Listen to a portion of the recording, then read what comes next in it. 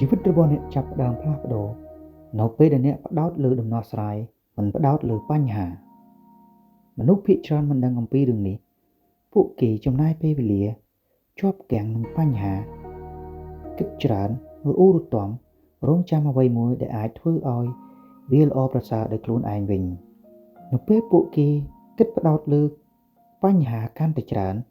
កាន់តែមានអារម្មណ៍ថាបញ្ហាកាន់តែធំដូច្នេះអ្នកមានអារម្មណ៍ថាភាពរីកចម្រើននៅកាន់តែឆ្ងាយប្រសិនបើអ្នកមានការតាំងចិត្តចិញ្ចឹមបញ្ហាច្បាស់ណាស់អ្នកនឹងនៅជាមួយបញ្ហាជានិច្ចតើអ្នកដឹងទេជំហានសំខាន់បំផុតដែលយើងមិនដែលធ្វើក្នុងជីវិតគឺការសម្រេចចិត្តទទួលខុសត្រូវពេញលេញនៅអ្វីដែលបានកើតឡើងអ្វីដែលជាការសម្រេចចិត្តផ្លាស់ប្ដូរអ្វីគ្រប់យ៉ាងគឺជាការផ្លាស់ប្ដូរអ្វីដែលអ្នកគិតវាជាការផ្លាស់ប្ដូរអ្វីដែលអ្នកឆ្លើយតបវាជាការផ្លាស់ប្ដូរអ្វីដែលអ្នកធ្វើ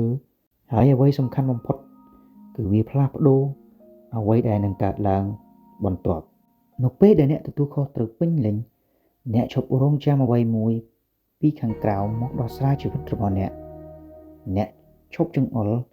អ្នកឈប់សង្ឃឹមថាថ្ងៃណាមួយស្ថានភាពរបស់អ្នកនឹងល្អប្រសើរដោយវិតមុនអ្នកឈប់ចំណាយពេលវេលាអ្នកឈប់ចំណាយថាមពលរបស់អ្នកចោលទៅអ្នកដទៃឬអតីតកាលនៅពេលមនុស្សជាប់គាំងនឹងបញ្ហាមនុស្សស្ថិតនៅនឹងការស្ដីបន្ទោសវាងាយស្រួលណាស់មនុស្សគ្រប់គ្នាអាចស្ដីបន្ទោសបានអ្នកអាចស្ដីបន្ទោសគ្រួសាររបស់អ្នកអតីតកាលរបស់អ្នកមិត្តភ័ក្តិរបស់អ្នកបរិស្ថានរបស់អ្នកការអប់រំរបស់អ្នកការងាររបស់អ្នកប៉ុន្តែគ្មានអ្វីមួយអាចផ្លាស់ប្ដូរអ្វីបានសោះឡើយការស្ដីបន្ទោសមិនអាចបង្កើតអ្វីនោះឡើយវាបានត្រឹមតែចំណាយកម្លាំងឥតប្រយោជន៍វាបានចាក់សោជាប់មើលឃើញតែអ្វីដែលខុសជំនួសអ្វីដែលអាចជារឿងត្រឹមត្រូវប៉ុន្តែនៅពេលអ្នកទទួលខុសត្រូវពេញលេញអ្នកយកកម្លាំងរបស់អ្នកត្រឡប់មកវិញការទទួលខុសត្រូវមិនមែនមានន័យថា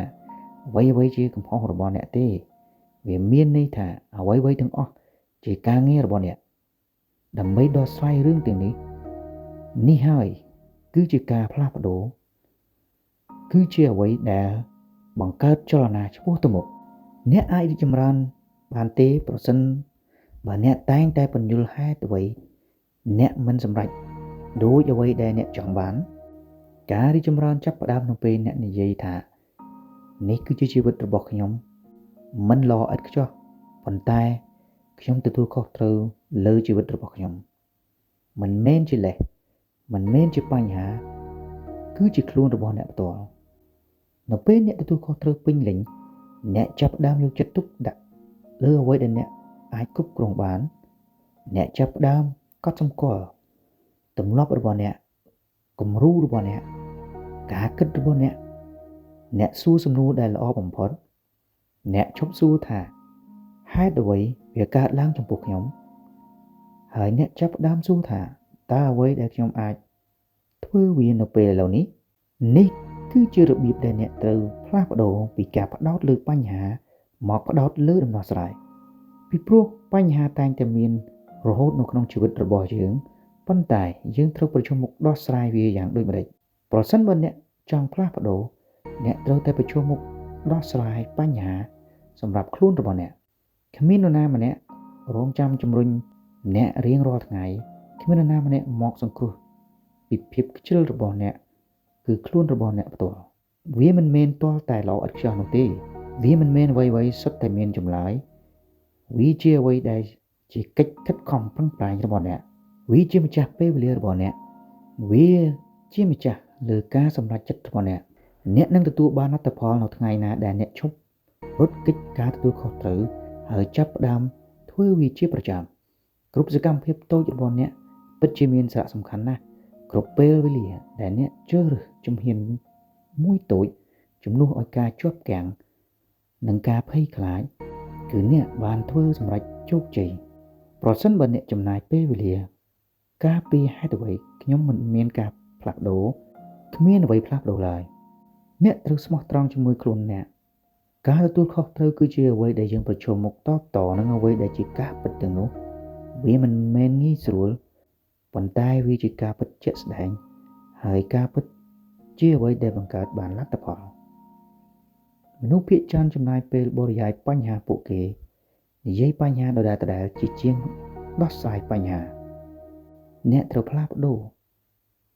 ទៅជាការធ្វើវាទៅជាសកម្មភាពទៅជាមនុស្សដែលដោះស្រាយបញ្ហាមិនមែនជាមនុស្សដែលរងចាំជីវិតឲ្យល្អប្រសើរសិនមុនពេលយើងមិនទាន់សាកធ្វើវានោះទេដូច្នេះសួរខ្លួនឯងតើខ្ញុំអាចធ្វើអ្វីបានក្នុងពេលឥឡូវនេះ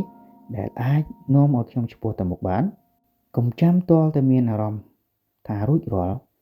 តើអ្វីដែលខ្ញុំត្រូវឈប់ធ្វើដែលអាចទាញខ្ញុំឲ្យធ្លាក់ចុះតើអ្វីជាលេសដែលខ្ញុំត្រូវ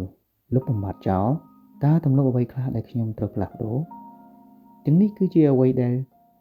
ជាការទទួលខុសត្រូវវាជាភាពច្បាស់លាស់វាជាសកម្មភាពវាជាការឆ្លុះកញ្ចក់ហើយនិយាយថាខ្ញុំសម្រេចចិត្តថាខ្ញុំជានរណានៅពេលបន្ទាប់គម្រោងចាំនរណាម្នាក់អនុញ្ញាតសិនអ្នកមិនចាំបាច់ការឯកភាពដើម្បីផ្លាស់ប្ដូរឡើយអ្នកចាំបាច់ត្រូវការវិន័យអ្នកត្រូវការទិសដៅអ្នកត្រូវការស្មោះត្រង់អ្នកឈប់មានអារម្មណ៍ថាអស់កម្លាំងដូច្នេះអ្នកឈប់មានអារម្មណ៍ថាអស់កម្លាំងអ្នកឈប់មានអារម្មណ៍ស្ដីបន្ទោសអតីតកាលរបស់អ្នកចាប់ផ្ដើមផ្ដោតលើដំណោះស្រាយពីព្រោះអ្នកដឹងថាអនាគតរបស់អ្នកគឺពឹងផ្អែកលើអ្វីដែលអ្នកធ្វើវាមិនមែនជាបំណងប្រាថ្នាអាចផ្លាស់ប្ដូរអ្វីបានឡើយកុំរងចាំការជំរុញលើកទឹកចិត្តវាមកហើយក៏ទៅបាត់វិញអ្នកត្រូវការទទួលខុសត្រូវការទទួលខុសត្រូវបង្កើតរចនាសម្ព័ន្ធបង្កើតលទ្ធផលបង្កើតការជឿជាក់ហើយការជឿជាក់បន្តឲ្យអ្នកឆ្ពោះទៅមុខ